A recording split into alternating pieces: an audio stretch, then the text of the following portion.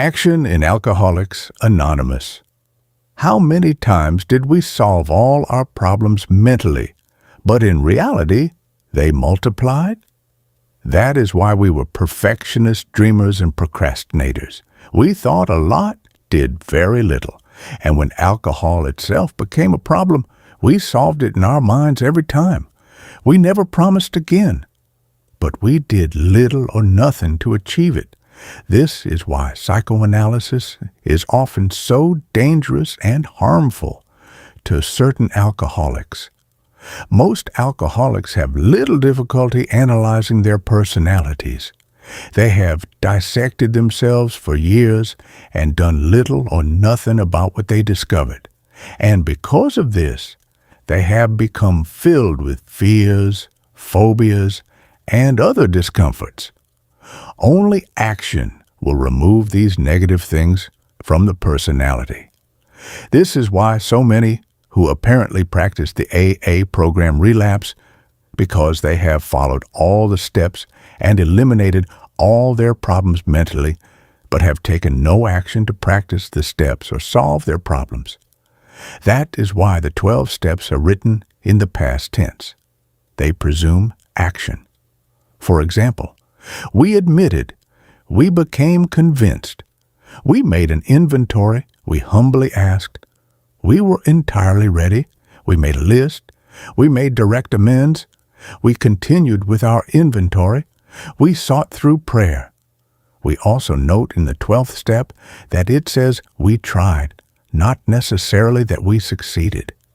In other words, what the 12th step suggests is that there is action. That is why so many of the conflict and problems still remain with us.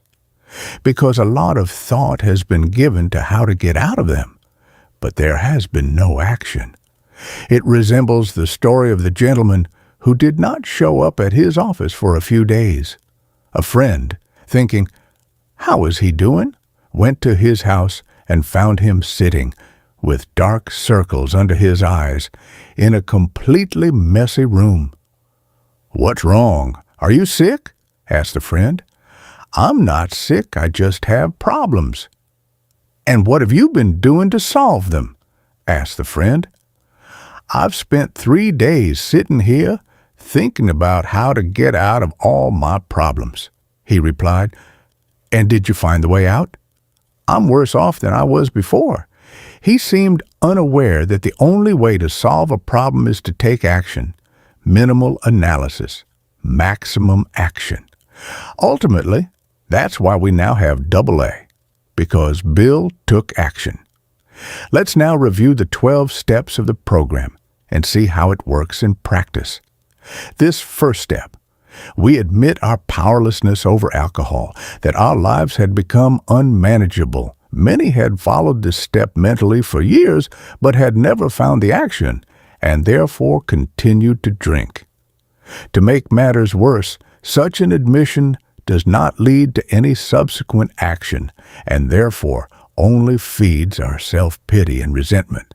I am powerless, poor me, and I am powerless, and it is your fault. But in step 2, we make this admission with a positive attitude that we can and will do something about it. Consequently, action is a step that consists of turning to the solution in the subsequent steps and continuing to practice one step at a time and in the appropriate sequence, so that we find that the action of each step is contained in the next. And consequently, if we are powerless to do anything about the problem, we must seek power somewhere else. We do this in the second step, a power greater than ourselves. We find many of the doubles who have not gone beyond admission only mentally. They are the individuals of the first step, the individuals lacking God, who have admitted that they are powerless, and because they hate admission, they have not really admitted it from the heart.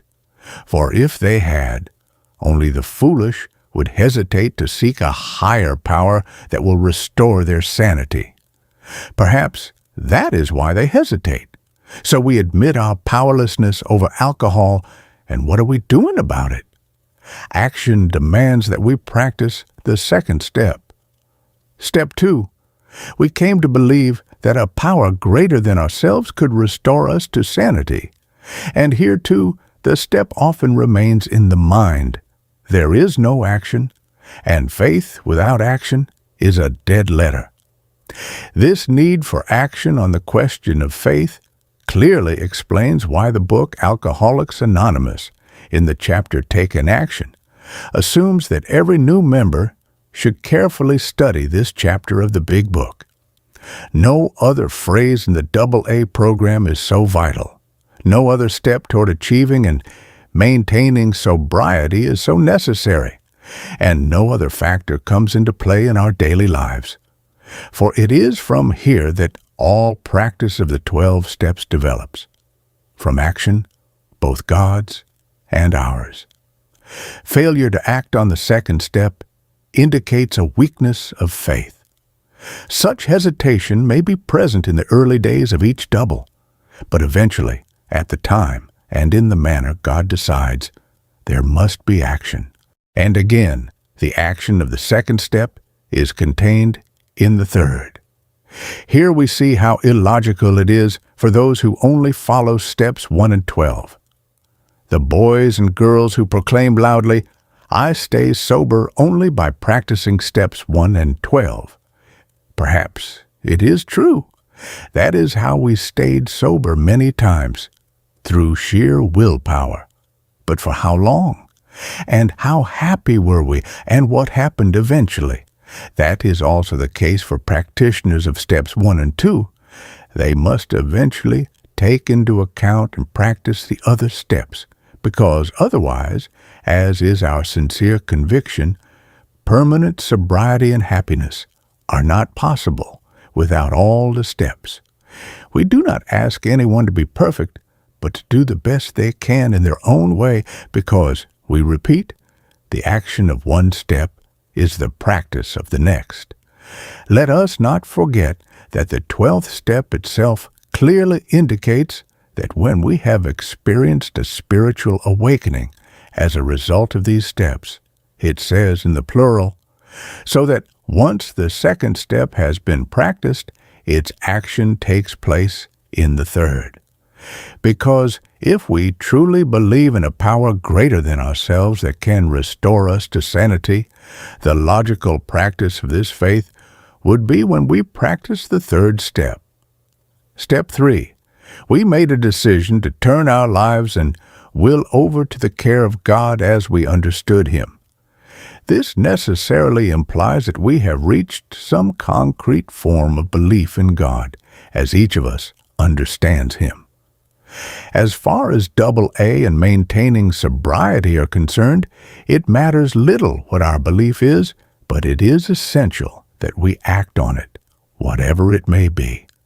Because in the realm of faith, above all other actions, the magic word is action. As an ancient spiritual writer tells us, act as if everything depended on you. Believe and trust as if everything depended on God. Now, if the decision in the third step is sincere, if it is not merely mental, if it does not remain sterile, then we must necessarily practice the fourth step. Fourth step, without fear, we made a thorough inventory of ourselves. The book Alcoholics Anonymous suggests that this inventory be done in writing, again emphasizing the value of action. And if there is sincerity in the preparation of the list, then action must give way to the next step, which is the fifth step. Step 5. We admitted to God, to ourselves, and to another human being the exact nature of our character defects. Many of us have admitted our faults to God and to ourselves for years. That is easy. It involved no action, no change, no effort. It was merely mental, further cluttering the mind. But action takes place when we admit our faults to another human being.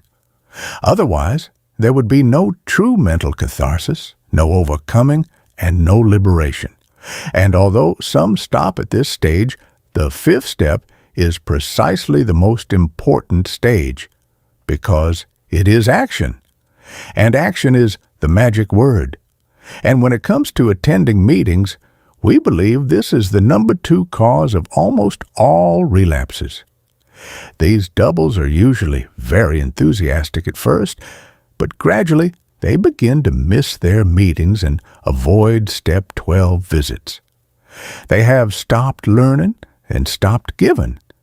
They seem to ignore the fact, proven by experience, that an alcoholic must continue learning and giving, otherwise they will lose what they have. Sobriety. Action on oneself and toward others must be a continuous process for the preservation of sobriety and happiness. Action is the magic word.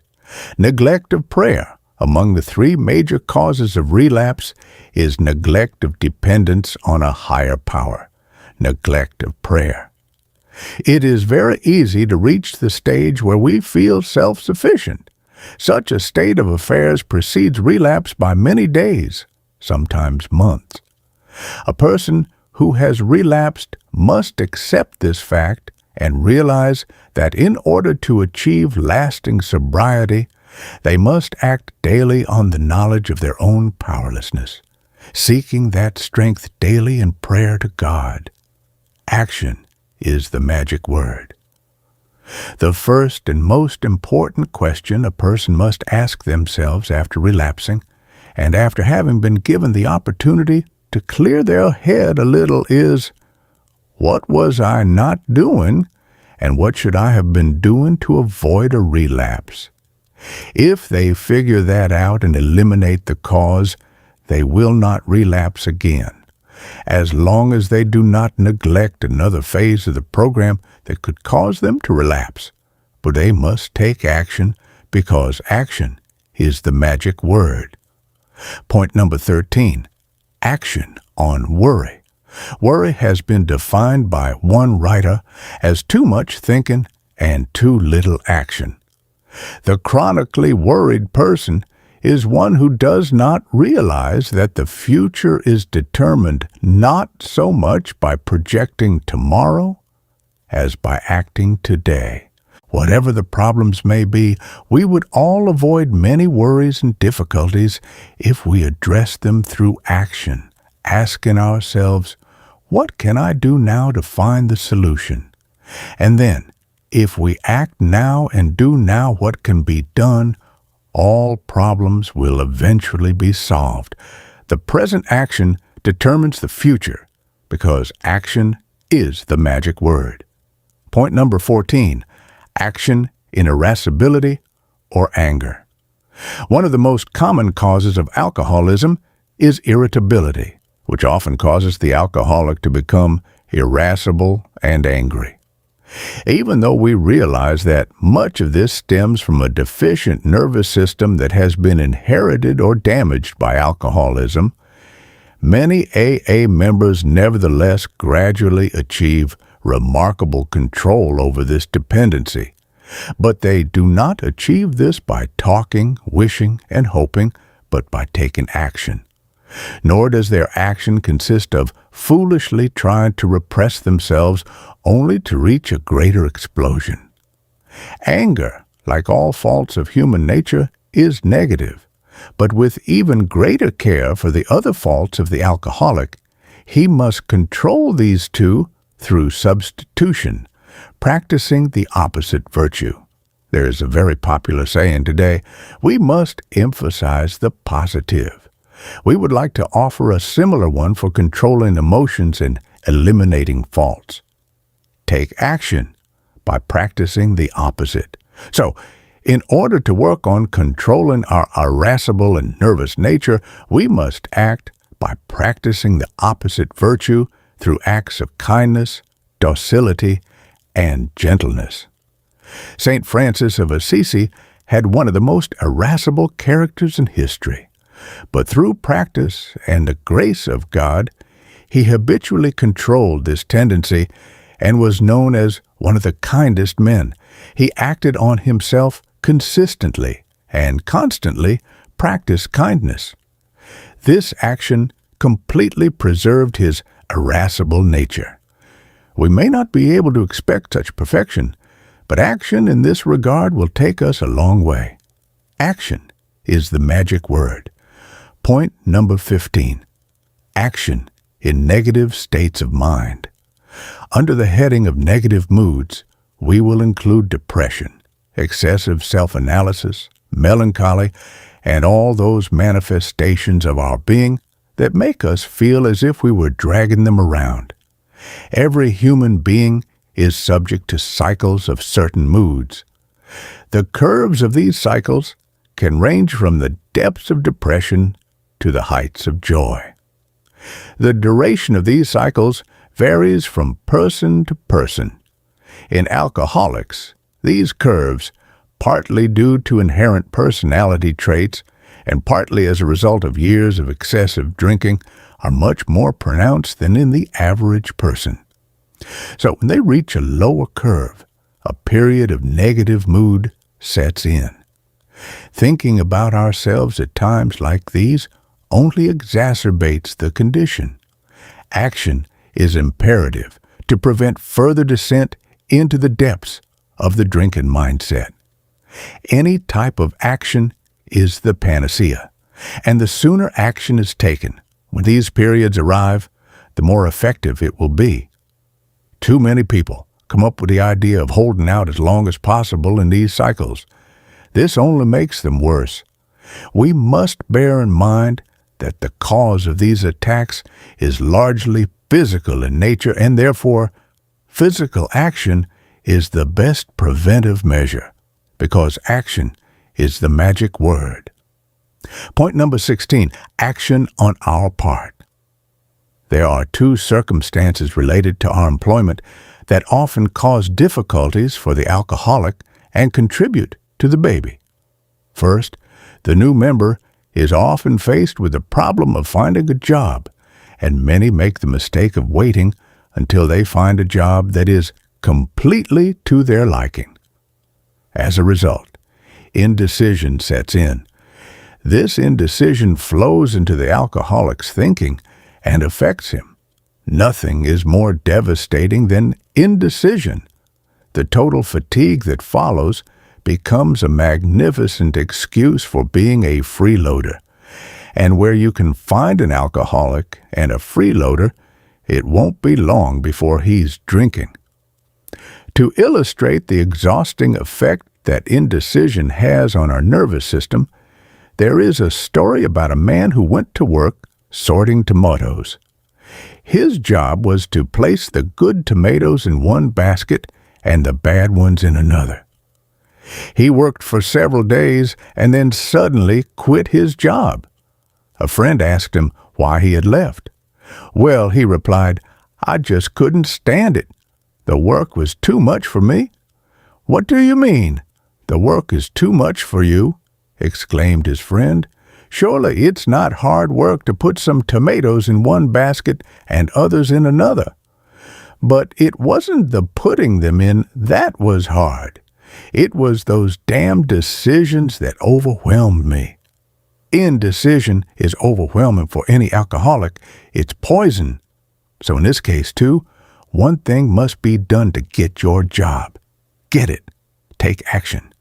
Any job, even the simplest of jobs, even if it only lasts a few days, must be obtained, and then another and another and another if necessary, because action is the magic word. Thank you for taking the time to listen to this Alcoholics Anonymous audiobook. We hope these words have brought you reflection, strength, and hope on your journey. Remember, recovery is a path we walk one day at a time, and no one has to walk it alone.